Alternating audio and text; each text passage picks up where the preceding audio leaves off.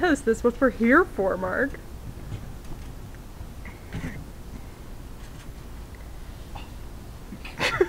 Read it. Okay, this one's called, That's description. Spoon? The theme for the terrible fanfic contest was spoon. Okay.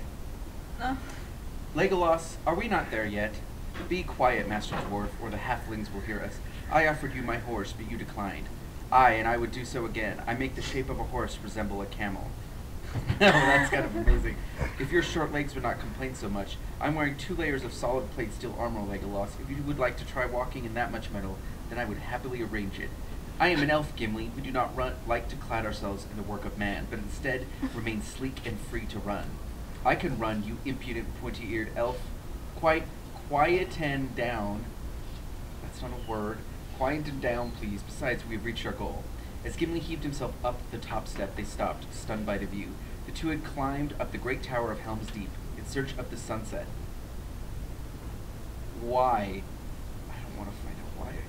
And a chance to be by themselves. That's why. The view, it is quite something, indeed. It is breathtaking, and that is a compliment from someone such as myself, who prefers to spend his time underground. The greatest beauty in front of me is not the scenery. Believe me, Master Dwarf. Shall we? No, I'm not. No. You can't make me read this. Read it. No. Gimli and Legolas race to see who could undress who first. Oh.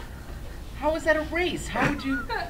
couldn't you just run? It doesn't even make sense. Okay. Gimli was the obvious winner as he had to remove only Legolas's tunic, whilst the elf had 2 heavy layers of armor to deal with.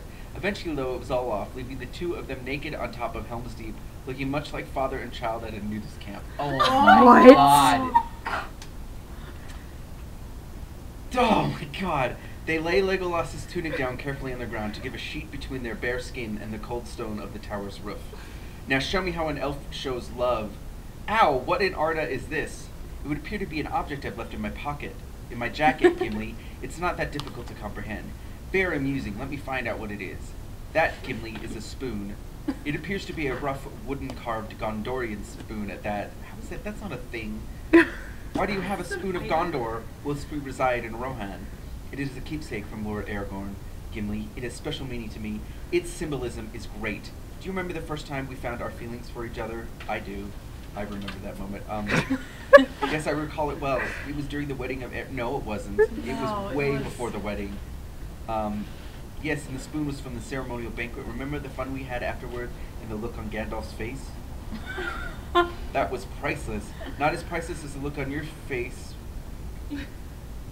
when you feel what I'm about to do with it. No.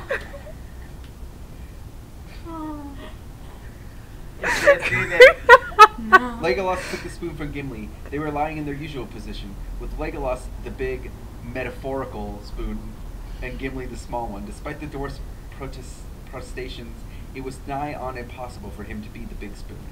Legolas rolled over, facing the dwarf. He reached around behind Gimli and... No! No! Oh, no, I'm not reading that. Oh my god. Oh, he reached around behind Gimli and rammed the spoon as hard as he could. He then used it to scoop and returned it to between their faces. No, I can't read any of this after this. Oh my god, there's more of it. And then in an ear. And then Gimli had never felt anything like it before. I hope not. It was like relieving of pressure combined with exquisite ecstasy, with the added feeling of excreting cocktail sticks. What? What is an excreting cocktail? I don't know. Here's the worst sentence of all time. His penis began to froth. What? Oh my god, it's rabid.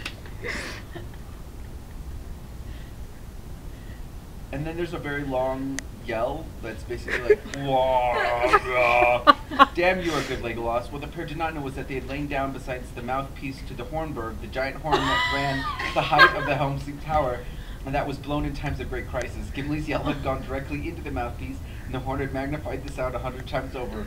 Windows throughout Helm's Deep shattered, and many women and children were woken from their sleep. None were spared. 10 seconds later, Aragorn, who was sleeping in the royal bedchamber suite at the top floor, ran up the stairs to the top of the tower to find Gimli trying to stuff as much of his beard as he could inside of Legolas. What? Whilst whispering, "Dwarf hair is as solid as metal. Are you enjoying this yet, elf?"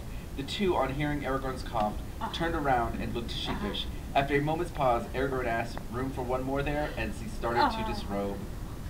The end. Oh, you didn't read the dwarf gold line. I don't want to read any. I don't like that stuff. Oh.